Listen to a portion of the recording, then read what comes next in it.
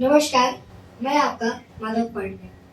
आज जो मैं कविता सुनाने जा रहा हूँ, उस कविता का शीर्षक है भरत चरित्र। ये कविता माता कैकेयी, भगवान राम, माता कैकेयी और भरत जी के वार्तालाप पर आधारित है। जब माता कैकेयी भगवान राम को 14 वर्ष के लिए वनवास देती है, तब राजा दशरथ जी की पुत्र के वियोग में मृत्यु हो जाती है और उधर ननिहाल में कैकेयी पुत्र भरत जी को सब कुछ आभास हो जाता है। तो अब मैं अयोध्या के उथल पुथल के हलचल को और कैकेयी पुत्र भरत के मन की व्यथा की व्याकुलता को कविता के रूप में प्रस्तुत करने जा रहा हूँ। तो आप सबों का आशीर्वाद और दुलार हमें मिले। अब मैं पंक्तियां शुरू करता हूँ। जरा कल्पना कीजिएगा, तभी सुनने में आनंद आएगा कि इधर राजा दशरथ जी का शव पड़ा हुआ है, बेहोशाई हो गए और वशिष्ठ जी कहते हैं कि बोले वशिष्ठ है व्यथित हृदय, बोले वशिष्ठ है व्यथित हृदय, राजा को होशाई पाकर तू कंधे तो बुलवालाओ कैकेयी के नैहर से जाकर। उन दिनों भरत कुछ विचलित थे, उन दिनों भरत कुछ विचलित थे, आंखों को स्वप्न रटता था, कारण तो ज्ञात नहीं था पर मन के भीतर कुछ करता था। गहरे संबंधों में प्रतिपल एक तार जुड़ा ही रहता है, तन दूर रहे फिर भी मन से परिवार जुड़ा ही रहता है। तन दूर रहे फिर भी मन से परिवार जुड़ा ही रहता है। और सपनों में अवध उमड़ आया, सपनों में अवध उमड़ आया, घिर गए भरत उच्चाटन में। संदेश पहुंचने से पहले आभास पहुंचता है। अल्पस में संशय का तांडव, दहरी पर तू अयोध्या का।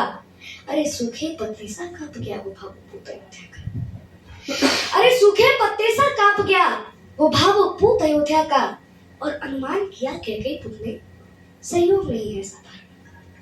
कैकेयी ने सोचा कि कुछ तो अयोध्या में गड़बड़ हुआ है, तभी यह संदेश वहां गया है कि अनुमान किया कैकेयी पुत्र ने सहयोग नहीं है साधारण।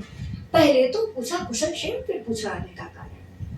यह दूत कर्म था कठिन बहुत, ये दूत कर्म था कठिन बहुत। भीतर का शोक छिपाना था, मातम को मंगल कहना था, स्वामी को झूठ बताना था।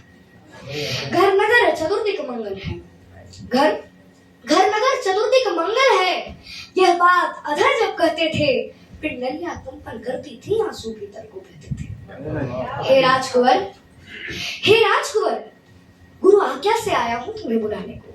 अब उस संदेश वाहक ने क्या बहाना दिया कि हे राजकुंवर, गुरु आज्ञा से आया हूं तुम्हें बुलाने को, इसके अतिरिक्त नहीं कोई संदेश तुम्हें बतलाने को। चल दिए भरत रिपुदमन सहित, निर्नाद दौड़ता था सिंदन की गति से आशंका और आशा का जारी था। जब किया प्रवेश अयोध्या में, गलियों में सन्नाटा देखा, संशय का ज्वार उमड़ आया और धीरज ने भाटा देखा। जब हम ननिहाल गए थे तब ऐसा नगरी का आंगन था, हर चौखट इतनी मौन थी और आंगन इतना दंग था। क्या बात है। हर चौखट इतनी मौन थी और आंगन इतना दंग था, जिस ओर भरत का रथ देखा मुंह फेर खड़े हो गए लोग। अब यहाँ देखिए कि भरत जी को लोग कैसे ट्रीट कर रहे हैं। जिस ओर भरत का रथ देखा मुंह फेर खड़े हो गए लोग। कैकेयी सुपने मन में सोचा, मैं मानुष हूं या महारोग, मैं मानुष हूं या महारोग। सबकी आंखों में तिरस्कार, कैसा अनभिज्ञ अभागा हूं, जो सावन का सोया सोया सीधा पछड़ में जगा। ऐसा लगता था खड़ा हुआ है शीश झुकाए राजभवन। ऐसा लगता था खड़ा हुआ है शीश झुकाए राजभवन। कैकेयी सुध से आंखें करता था दाएं बाएं राजभवन, लेकिन केवल एक सूरत ऐसी थी जिस पर कड़वा अवसाद था। वैधव्य समाया हुआ था तन पर, चेहरे पर तनिक विषाद था। बस मुंह का रंग उदास हुआ, सुना था गाज कलाई का, अरे कुमकुम सिंदूर विलुप्त हुए पर था वहां विधायक। वो कौन थी? तो माता कैकई। कि पुलकित होकर बोली कैकई, अभिनंदन हो स्वीकार भरत, पहले पितु की अंत्येष्टि करो, फिर ग्रहण करो दरबार भरत, फिर ग्रहण करो दरबार भरत। मैं हुआ अनाथ अयोध्या का,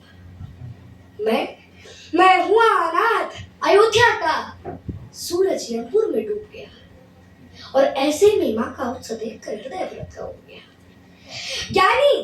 ज्ञानी शब्दों से घटना का, ज्ञानी शब्दों से घटना का बस इंगित पाया करता है, और भीतर का सच तो वक्ता का आचरण सुनाया करता है।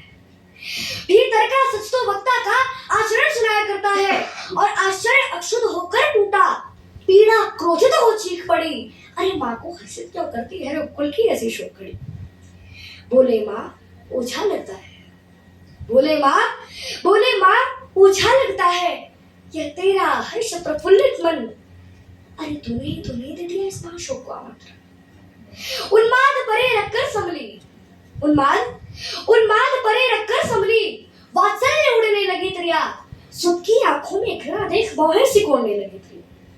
अरे तुझको भी मैं दोषी लगती, अरे तुझको भी मैं, माता कह रही है कि अरे तुझको भी मैं दोषी लगती, ऐसे क्या पाप किए मैंने, राजा पद थे दो और उधार, अवसर पर मांग लिए मैंने, मेरा बेटा युवराज बने ये इच्छा तो अपराध नहीं, और राम नहीं बन जाते तो पूरी होती ये साथ नहीं। ये सुनते ही थम गए भरत, जम गई शिरा खुल गया। लगता था नमक छिड़क डाला केके ने जलते खाबों पर। हर रोम लपट बन रहता था, हर रोम लपट बन रहता था, पर्वत सा टूटा था सिर पर, भीतर जो लावा देखा था ये अचानक जीवन पर। पापिन तूने इन कुलघाती हाथों से क्यों पाला है मुझको, अरे जिस दिन जन्मा था उस दिन क्यों मार नहीं डाला मुझको, अरे दर्पण तोड़ा है उत्सव का, ममता छलनी पापिन तूने, चरणामृत में विष घोला है निश्चयवा से नागिन तूने, अरे चरणामृत में विष घोला है निश्चयवा से नागिन तूने, अरे देना होगा उत्तर इसका युग युग तक स्वयं विधाता को, अरे क्यों बंध्या नहीं बना डाला इसी हत्यारी माता को। पति को खाके और आनंदित है, पति को खाके और आनंदित है, और अति भर का पश्चाताप नहीं। अरे रघुवंश मुकुटमणिहीन किया, इससे बढ़कर कुछ बात नहीं, और चाहता हूं उसका वध कर दूं जिसने अत्याचार किया, पर राम त्याग देंगे मुझको अगर मैंने तुझको मार दिया। क्या बात है। पर राम त्याग देंगे मुझको अगर मैंने तुझको मार दिया। और एक क्षण आंखें नम होती थी, एक क्षण आंखें नम होती थी, एक क्षण भ्रुकुटी चढ़ जाती थी, अभिव्यक्त भरत का मन करते भाषा थोड़ी पड़ जाती थी, और चल दिए भरत इतना कहकर विस्तार ना होगा। अपराधिन सुन तेरा ये मुख अब देख न पाऊंगा अब मैं, और संतति के सुख की चाहत में अब इस घृणा को मैं करुणा के रूप में बदल दूं तो आप सबको आशीर्वाद मिले कि संतति के सुख की चाहत में नवधरा एक कर जाती है, पर बेटा अपमानित कर दे माँ उस क्षण में ही मर जाती है। और बेटा अपमानित कर दे माँ उस क्षण में ही मर जाती है। और सांसों के चलने पर करती संदेह रह गई कैकई। भरत जी के जाने के बाद माता कैकई का क्या हाल हो गया कि सांसों के चलने पर करती संदेह रह गई कैकई। जब भरत देहरी नाम चले तब देह रह गई कैकई। भर गया कंठ तक ग्लानि बोध, चलती सांसें दुख देती थी, रोती रोती अपने केशों को मुट्ठी में भर लेती थी, और हो होकर ये आखिरी पंक्तियां है कि हो होकर व्यथित हथेली से मुझ स्वयं ढांपने लगती है। हो होकर व्यथित हथेली से मुझ स्वयं ढांपने लगती है।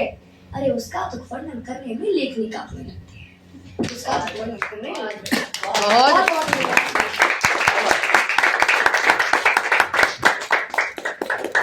छोटा पैकेट बड़ा दिमाग में निकला ना। बोला था बच्चा हमेशा जब भी आता धमाल कर जाता है। अब इससे क्या ही पूछूं मैं। Thank you so much Madhav, बहुत दिनों बाद तुम्हें परफॉर्म कर देखा and we are always happy to see you and have you here. इसके संस्कार मैं हमेशा बोलती हूँ मैम बहुत अच्छे दिए हैं, क्योंकि हमेशा आता है he touches the feet of everyone. मुझे बहुत पसंद आता है. That is what every बच्चा should do. Thank you. और ये मुझे immediately बुढ़ा कर देता है क्योंकि मेरे पैर को कोई नहीं छूता सिवाय इसके. तो thank you so much Madhav आने के लिए and hope to see you every time. ठीक है? Thank you so much.